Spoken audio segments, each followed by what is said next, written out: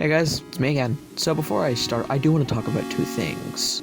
I'm still working on the Omori dub video and everything wrong with Omori, but I am still looking for people that do want to help with that. So if you do, go ahead and join the Discord that will be linked in the description below. 2, if you're an 8 to 10-year-old Hello Neighbor fan, don't go whining in the comments how I don't like your favorite game of all time. This is mine, and probably many others' opinions, so if you like it, cool. If you hate it, cool too. I don't care.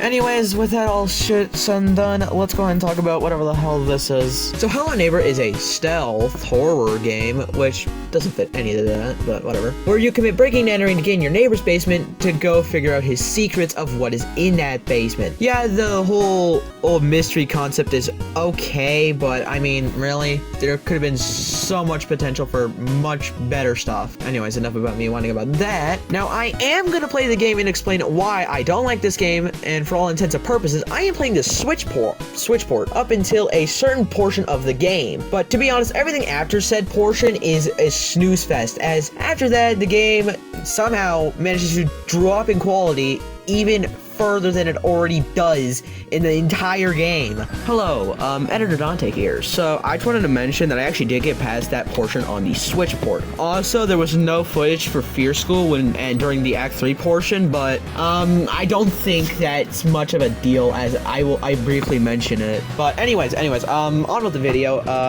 That's all I got. Later. Also, another thing, I am going to be mostly talking about the full release of Hello Neighbor, which means no alpha, no betas, no Hello Neighbor hide and seek, like I want to talk about that piece of shit game anyways, and no secret neighbor. With that all said and done, let's go and boot up the Switch and open this game and figure out why I decided to do this to myself, as this should be legally defined as torture.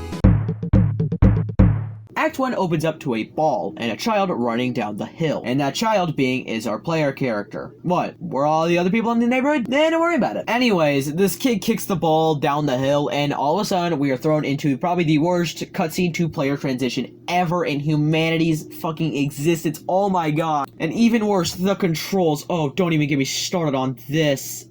So yeah, one of the many complaints of the game was that the controls fucking suck. They feel floaty and overall are horrible. Anyways, we run down to get the ball and oh, someone suddenly started screaming. Convenient. And I know. Time to do the very smart thing and to go investigate the screaming instead of calling the fucking police. Cause yeah, children are kind of stupid. Anyways, investigating through the living room window, we can see the neighbor, who is named Mr. Peterson, locking something or someone up in his basement. Then the neighbor spots us and busts through the window instead of going through the door like a normal person. But then again, the neighbor's never a normal person. We'll find that out later. Then we get thrown into another cutscene out of fucking so many. However, this one gives us our distinct objective of what we are supposed to do and get, which is the red key up in this conveniently red windowed room. Then we are thrown into the actual gameplay, and again, you can feel the horrible controls, but whatever. Along with that, we get to feel the very broken physics system. However, we'll get into this later during Act 2, where the fucking physics system breaks completely everything. However,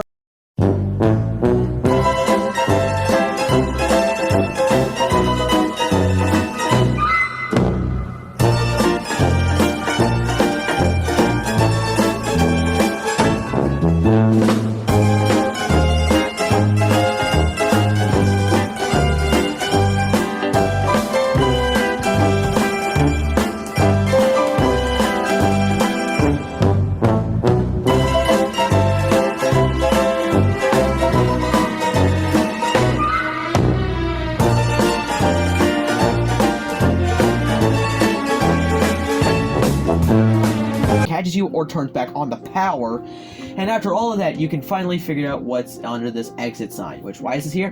Nope, no idea. Anyways, you can go in to get put into a scripted chase with the neighbor, and wow, this is probably the closest thing we get to terrifying in this game.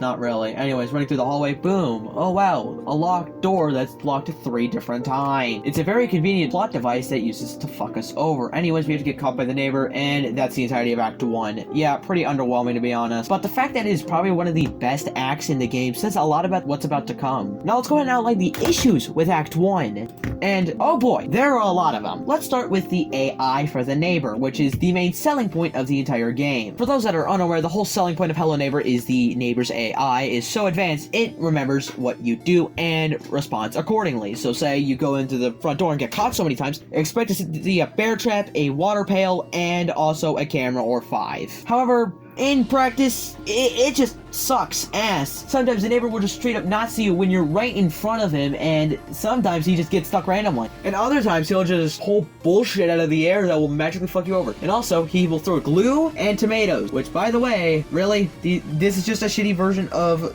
the fucking blooper from Mario Kart. The tomatoes basically is just a shitty JPEG that disappears after a second, so it's really ineffective against players. And the glue is pretty damn easy to avoid. Yeah, sure, it slows you down temporarily, but there's no real point of it. Now, I'll talk more on the whole neighbor AI bullshittery, but whatever. Anyways, let's talk about the fact that there is no direction in this game after Act 1. Like, yeah, sure, the objective is pretty clear of what you're supposed to do, but how you're supposed to get there is a whole separate issue. The game gives no clues of how you're supposed to do things. Like the whole valve puzzle, you have to figure it by yourself, so you're most likely better off watching a walkthrough of the game, trying to figure out all this cookie cutter bullshit that it throws at you. Yeah, sure, some stuff is straightforward some of the times, but other times, good God. But again, we'll talk about this in Act 2 and 3, because that's where it hits hard. But the physics system is overall broken and a janky mess. You can run on a trash bag and then get sent to fucking Mars, and sometimes it can just straight up just kill you randomly because there's fall damage in this game. If you fall from a very high place, you will die,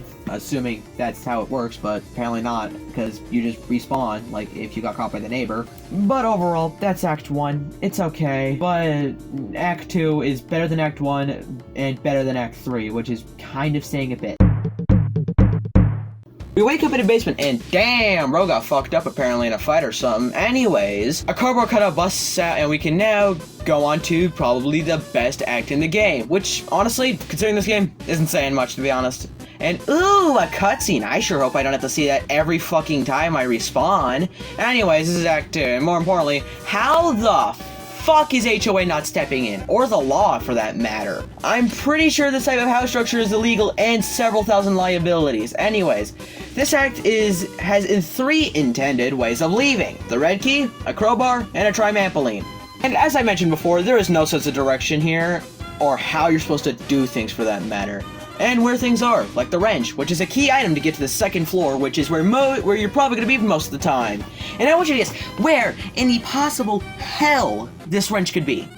Go ahead, guess. The fucking freezer, of all places. Also, I'm pretty sure it's probably bad to have metal in the freezer, but it may just be the microwave, hell if I know. Anyways, the 2nd floor also introduces us to water in this game, which, as I was saying, there's also the shark, which is apparently the neighbor in some aspects, because if it even touches you, guess what? You're back to the beginning of where you were. However, luckily, the neighbor is too dumb to go ahead and reseal everything you've done, so I don't know. Anyways, there's 3 levers you gotta flick to get the valve, which is another key item. The first one is in the living room, the second one is in this little part of the fence, and the last one is on this very tall ass pipe right next to where you spawn. Well, not really right next, but close enough. Anyways, using the valve in 2 boxes to get onto the part with the little ladder guard or whatever, you can go ahead and drain the shark room to get the shovel. Again, why is this here? What if the neighbor has to go dig someone else's corpse? Anyways, using this we can go commit and it's just a dollhouse key. Why is this in a coffin of all places? However, this dollhouse key is important because it allows us to unlock the bathroom and the little boiler thing, the thing that allows you to switch something from hot to cold, which also gives us the option of our first method of the escape, the red key. However, if you do want to get the red key escape, you do actually have to go flip 2 valves. One on top of the door, you can get to it by climbing up the ladder, and then the next one is in a clusterfuck of pipes, pretty much right above where you spawn. After that, you should be able to fill up the little gap, and then you can switch it to the blue setting, which should turn it into ice, and then you can go get the red key and escape from the red key lock, which I'm also convinced is the canon outcome, as the neighbor opens it, and you cannot tell me he went and got the red key, unless he has like a spare of it, but who knows. Anyways, if you go back to the bathroom, you can find this small discount Lego figure holding a crowbar. Anyways, go ahead and take him back to the dollhouse, put him on the toilet in the dollhouse, and go back to the bathroom. Boom! You got the crowbar! And if you were to flick some more valves, you can go ahead and open the trimampoline to, well, escape. Anyways, after you escape, it's pretty smooth sailing. However, the neighbor just decides to let us go because apparently something is causing more destruction. If I had to guess, it's probably the cardboard cutout because those things seem to have a mind of their own. As well as this was a short explanation, I'd say Act 2 is probably the best act in that game. You get the wackiness of, well, Hello Neighbor's little weird clusterfuck of a house system. However, it's not too big to where you get lost immediately.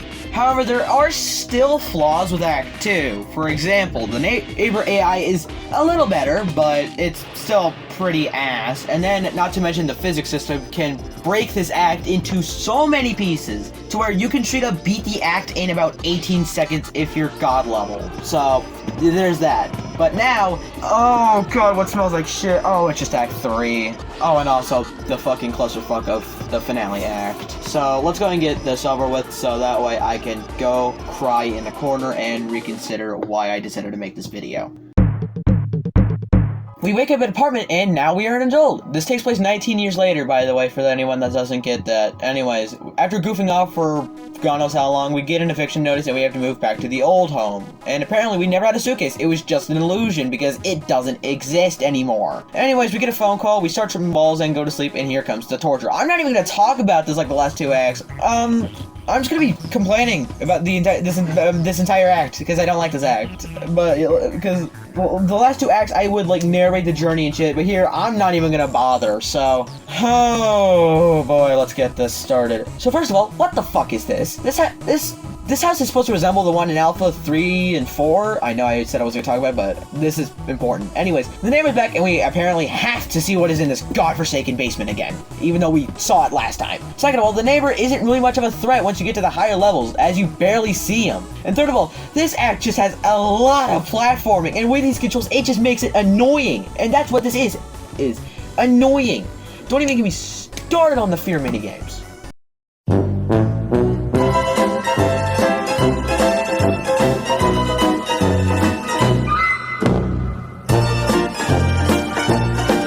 Basically, in 3 separate areas, you can get power-ups. Yes, there's power-ups in this game, such as shady invisibility that wears off when you move a fucking muscle, double jumping, and the ability to use Newton's laws of motion to tell the neighbor to fuck off. The shady invisibility is gained through the supermarket minigame, which requires you to get certain items while avoiding the mannequin. And with this one, you're just better looking at the wiki and looking at the items you need to get instead of trial and error, because let's be honest, this is just boring.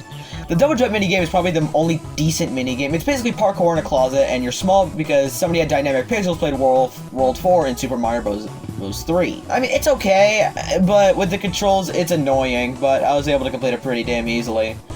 Fear School fucking sucks! Alright?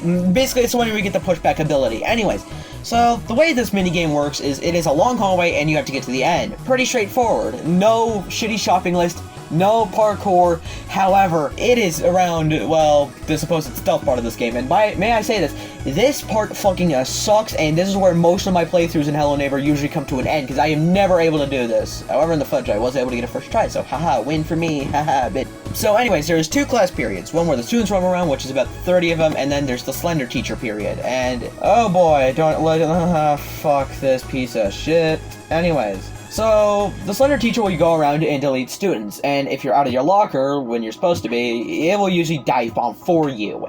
Well, not usually, it's completely luck-based, I guess, but whatever. And, oh, fuck, I hate this. Anyways, the only way I was able to actually complete this was to sit in the locker for about 30 minutes and then come back, because usually by then all the students are gone, so I can just run on to the end during the student period, and during the teacher period I can hide so that way I don't get dive bombed at. But I genuinely despise anything related to this. And anyways, if we make it to the end, we get this tall mannequin, and we can push him and kill him and leave and now get the last power up.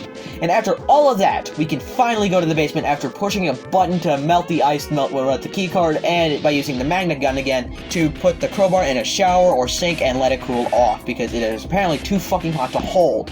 The basement in Act 3 is boring, annoying, and it pretty much shows the fact that 2 out of the 3 abilities are pretty much not even needed.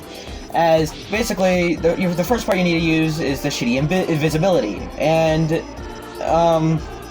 you can just run towards the shadow demon that's just chilling, and then run back and then hide.